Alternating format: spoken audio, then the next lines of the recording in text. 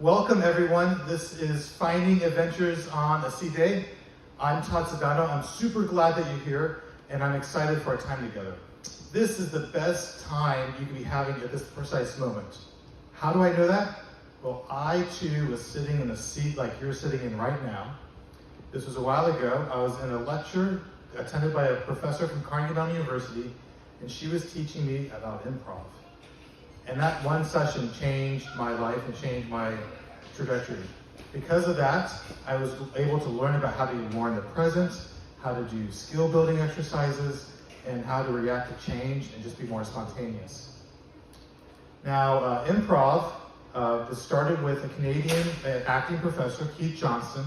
He was working in Canada teaching his actors how to get better at being acting, how to be more dynamic in their characters, how to have emotional status ranges, and how to just be more present on stage. And in time, while he was experimenting with different exercises and techniques, he and others like him learned that these techniques for actors were actually interesting on their own. And he took these techniques and out came short form comedy, short form improv games like Whose Line Is It Anyways, where actors would go onto stage, do a game without a script, and generate everything that the audience sees from scratch. And it can also be applied to long form improv as well. So you can actually create a full length play or a whole musical on stage with a troupe. In my own journey, I worked with several improv groups. I worked with Comedy Sports, a recreation league, as well as Blue Blanket Improv. And I attended many improv workshops to get better at my skill. And in time, I ran my own workshop called Improv for Engineers. While I was teaching at Carnegie Mellon University, I would teach master's students who were software developers how to do improv. And this was a really great skill for them. As engineers, we're sort of trained to be very critical of things that we see. So when someone would bring up an idea, we would challenge it and see everything that was wrong with it. But by using improv, we actually learned better accepting skills and how to make everything better and accept other ideas. So for our time today, my goal is to make this a safe place. I won't be asking you to come up here and do improv exercises or do performing on stage. We're gonna do some very fun, easy to do exercises together. And I'd like to introduce the 3 axioms of improv. These are the 3 sort of guidelines that actors learn to get onto a stage without a script. The first is to say yes. To say yes means to accept the ideas that are being offered to us. We actually have to hear them. We have to pause, listen, and hear what's going on. If we're too much in our head, too busy, we're going to miss these ideas. So as actors, as people, we need to pause and see what's being offered to us. The second axiom is yes and. We take those ideas and we start building upon them. And we start growing what's being offered into something very interesting. So when an actor goes onto stage doing improv, they're committing to their troupe that they've got 5 seconds of an idea.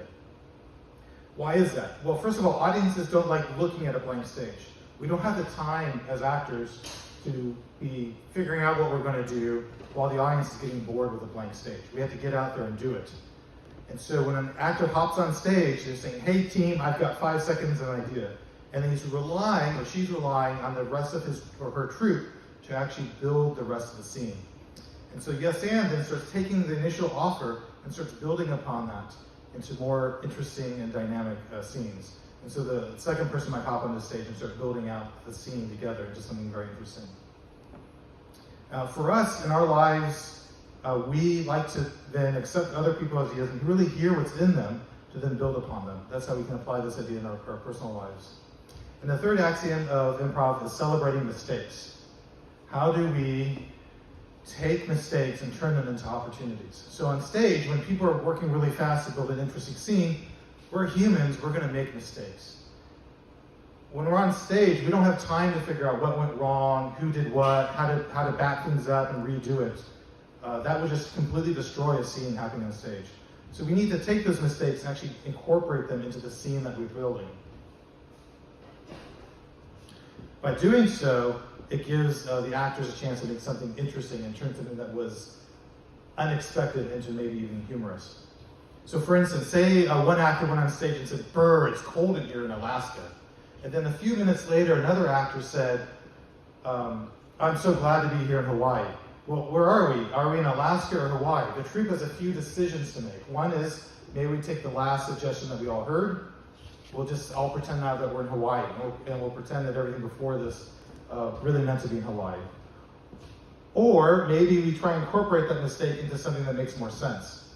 Maybe we're in Alaska, we're at a ticket counter, it's cold, and we're excited to be going on Hawaiian Airlines to Hawaii. So someone might offer that up. And all this is happening asynchronously while people are making decisions to try and make sense of the chaos that's happening on stage. So those are the three axioms of improv that almost all the improv games are based on. Now, let's do a really simple exercise. First, since we're kind of new on the ship, we're going to do a little ship orientation. We need to figure out where we are. So here's my humble drawing of a ship, which I love math and I love geometry. That diagram reminds me of this. And this awfully looks like a crayon. But let's go back to the ship. So we know the front of the ship is the bow, the back of the ship is the stern, on the left-hand side is the port, and on the right-hand side is starboard. So some of you have already figured this out. You love cruising, you know all this, and some of us are still figuring out, based on our sea legs, where we are. So is the port on your right, my left, or is this side the starboard side? Could someone help me figure that out? Okay, great. This side is port and this side is starboard. So when we do an exercise and we're looking to take turns, I might ask the person on starboard side to start us off and the person on the port side to go second. So this will be our way to figure out who's going first. And this is the exercise that we're doing right now. It's called peaceful chairs. There's probably some place you've been in your life that you find that is really pleasant and really peaceful. I'd like you to think of that place, remember where it is, imagine how you got there and where you're sitting while you're at this peaceful place. It might be very pleasant like this where there's a water scene. And as you're thinking about your peaceful place, in your mind's eye, you can close your eyes if that helps.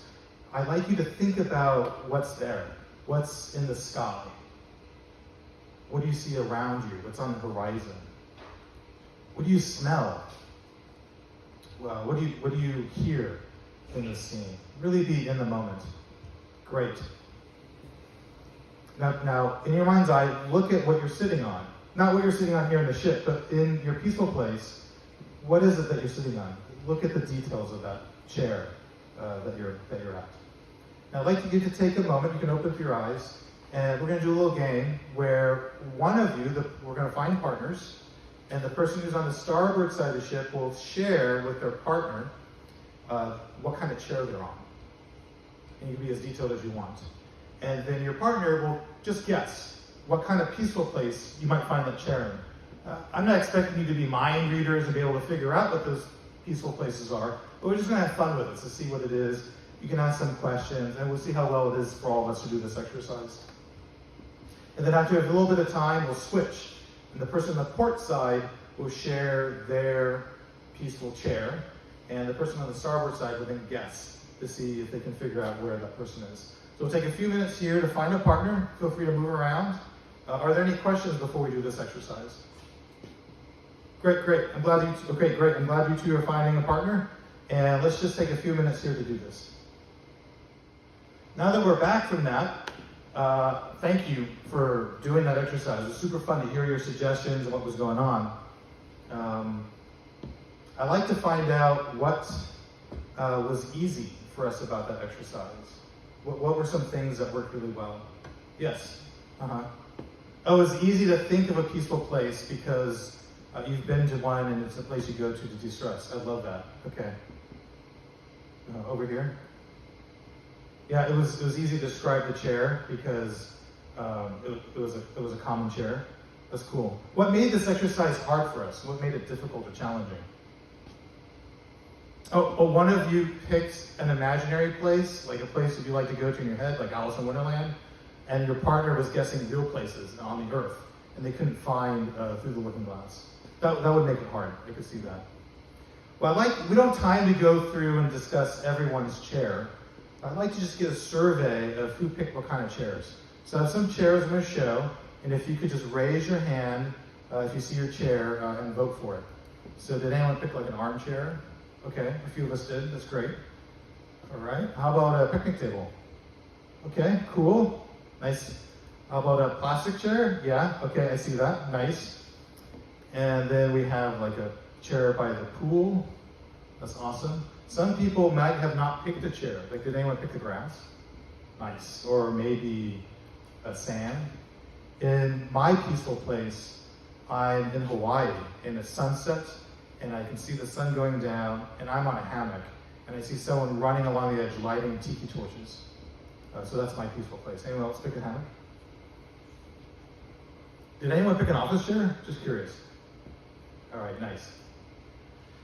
Well, you're invited. You're invited here with Line Time for the next couple of days. I will be doing a series of workshops and exercises and speaking engagements on the ship. And I'd love for you to come to these, try these exercises, and then go out on the ship and try them on your own. And come back and report back what was going on for you. So if you're enjoying this, tell your friends. At dinner, share with your friends the things you're trying on the ship. So since we are on a sea day, I'd like us to introduce an exercise you can do today while you're on the boat. And this one's called Giving Smiles Away. And it's a very simple idea. As you're going out through your day, just smile at people. It's kind of like paying it forward. Just give a smile. Keep it simple. Don't make it weird. And see how that goes. And you don't have to form an interaction. You can just be walking along, they could be walking the other way, and just gift them a smile. And see how that makes you feel. So thank you all very much. I really enjoyed our time today, and look forward to seeing you on the rest of this cruise.